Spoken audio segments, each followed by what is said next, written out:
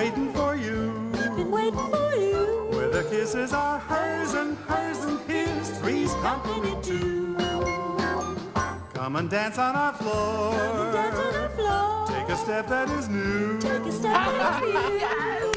Welcome back to DBL. Who can forget that theme song from the show that broke records, becoming the highest rated mid-season show ever broadcast on network television at the time? It's Three's Company, of course. Today we have the reason many viewers tuned in. You may remember her as Chrissy Snow. Please welcome Suzanne Somers. Yes, Suzanne. Yeah.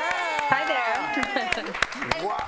Suzanne, I don't know if you heard, but Bo Derek wanted us to send you her love. She loves you. Oh, I didn't hear that, but I like her a lot. So we were hot stuff in that era. Still are, baby. Yeah, you are. Still are. Yes! Sorry. All right, Suzanne, quick question. There's a rumor that you're actually the girl walking on the beach that makes John Ritter fall off his bike in the opening. Is that true? That's me. No way! It wasn't that I was special. They were just trying to save money.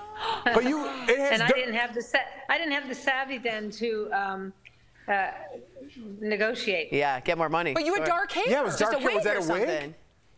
Yeah, I guess it was. Yeah. Look at you strutting, Suzanne. All right. I know. All right, let's get back to the 70s. That's what today's all about, Suzanne. Would you say that was the best decade? No cell phones.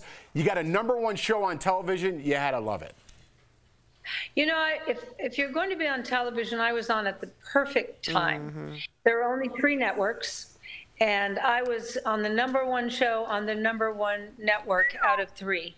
And it still lasts till today. I was in Israel earlier this year, and I had the privilege of a private meeting with Benjamin Netanyahu. Wow.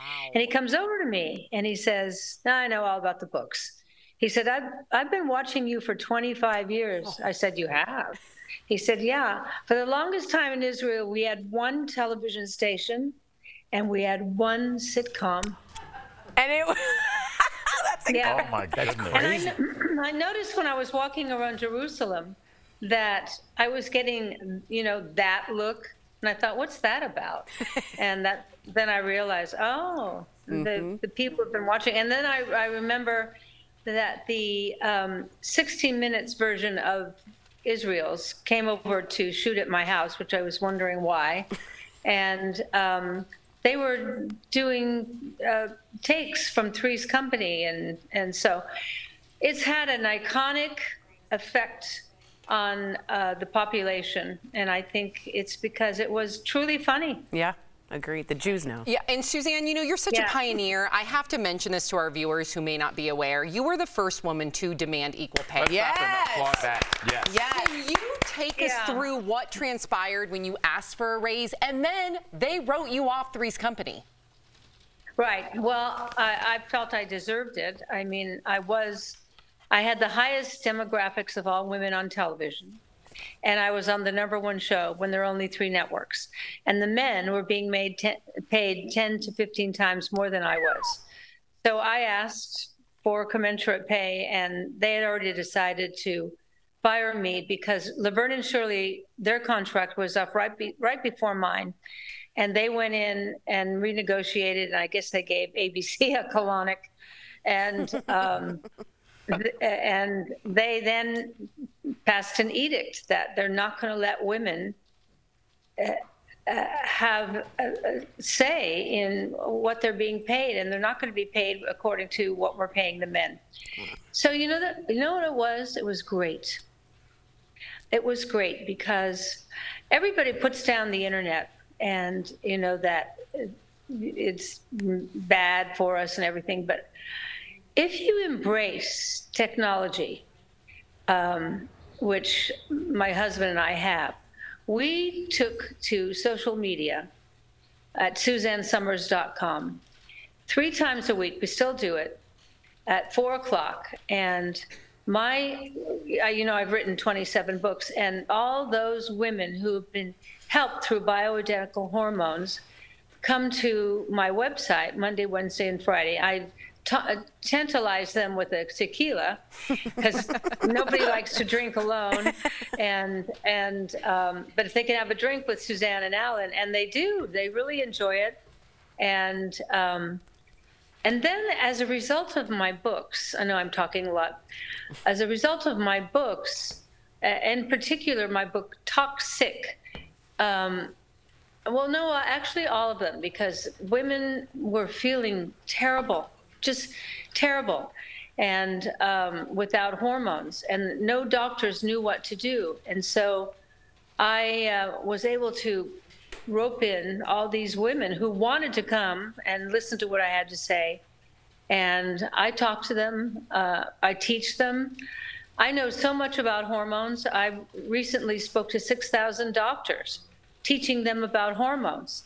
So it was an under-taught in medical school, and they only threw prescription pills at them. And I actually helped them to understand that aging is about worn-out parts.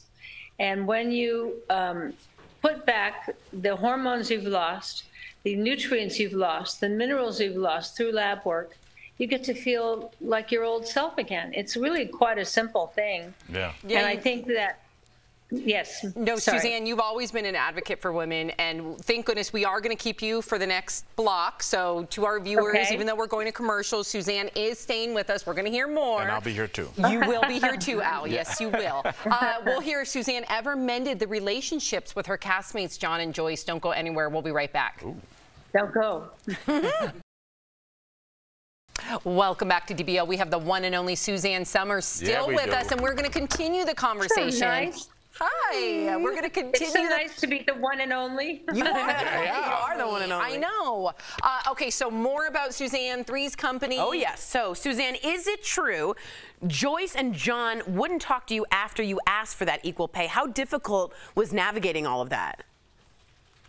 It was painful. Yeah. Emotionally painful. Yeah. When you work on a show like that, especially one that's that successful, you actually love each other.